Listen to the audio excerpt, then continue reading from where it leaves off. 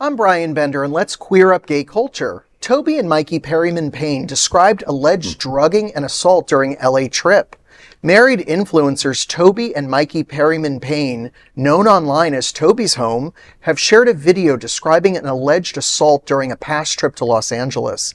The couple, recognized for posting home renovation and organization content, told followers they were drugged after a night out in West Hollywood. In September of 2024, Toby said in the video, quote, "When we were in LA in September 2024, we went for dinner in West Hollywood and then went to a bar afterward. We ordered one drink and then completely blacked out. I then woke up in a completely strange place with a person I didn't recognize, and I had been completely stripped of all my clothes," end quote. Toby said he realized he was surrounded by weapons and feared for Mikey's safety. He explained that he persuaded the individual present to let him leave the room, where he found Mikey unconscious. Mikey said that Toby's quick thinking saved both of them, and they managed to get out. The couple said the experience left a lasting emotional impact, resulting in them avoiding some social situations. Toby said, quote, "This year, we're taking our power back. We're taking control of things and not letting stupid idiots ruin our existence," end quote. Well, I just want to say that I am so sorry if this is really the case, and if they're not just saying this, which I have no reason otherwise to think that way. I'm really sorry that happened. Nobody should have to go through anything that demeans, puts themselves in danger, puts themselves in a situation where you could possibly lose your life or be injured or hurt.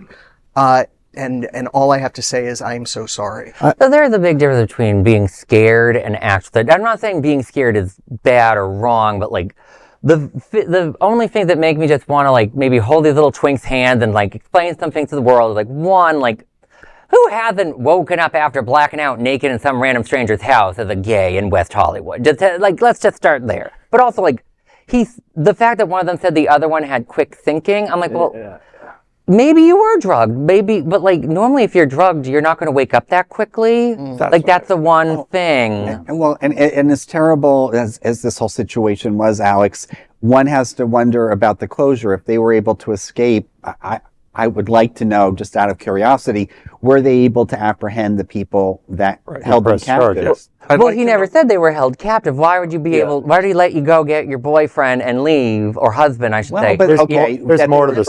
There's more to the story we're not getting. I agree. I'm glad they're getting their power back. We look at there's more to that story. But you look at the one time beloved Bill Cosby. That some of us grew up watching the shows, or I had a record my parents bought me and a read-along book. And then later on, he drugged people. Oh, no. And so I'm not saying that these boys are lying. I'm saying maybe a horrible thing happened. Maybe they just got scared and didn't realize it. It happens. Sometimes you. But I would like to know closure that maybe the person that got drugged. Right. I'd like to see from the one drink at the Hollywood bar. Hopefully they reported it to the police. Exactly. Yes. Was there an investigation? Did they report it afterwards? What was the follow-up to this? Because you're making a statement 2 years later, but there isn't a detective on the case that's still trying to solve anything. And the other thing is, note to self, if you're going to get drugged and raped, make sure you wear a sticker or some kind of sign that says, "Please videotape me so I can see the things I never thought I could do." Magic marker. My goodness. But we don't know if there go in there. We don't know.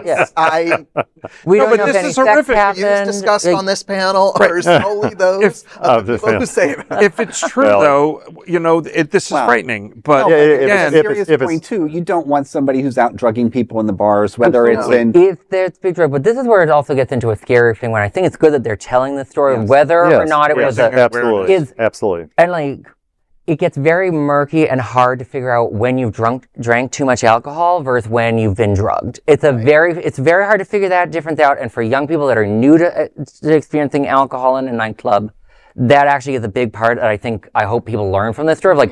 Maybe this happened. Maybe they drank more than they realized. You don't know. They just regretted their decisions while they were drunk. They might not have known.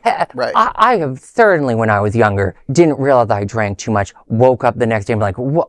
These aren't 12-year-olds. You don't know. These aren't 18-year-olds. These are already in their 20s. They have a podcast. They're clearly open and don't start drinking until they're 25. But the point is, that's what they're living on.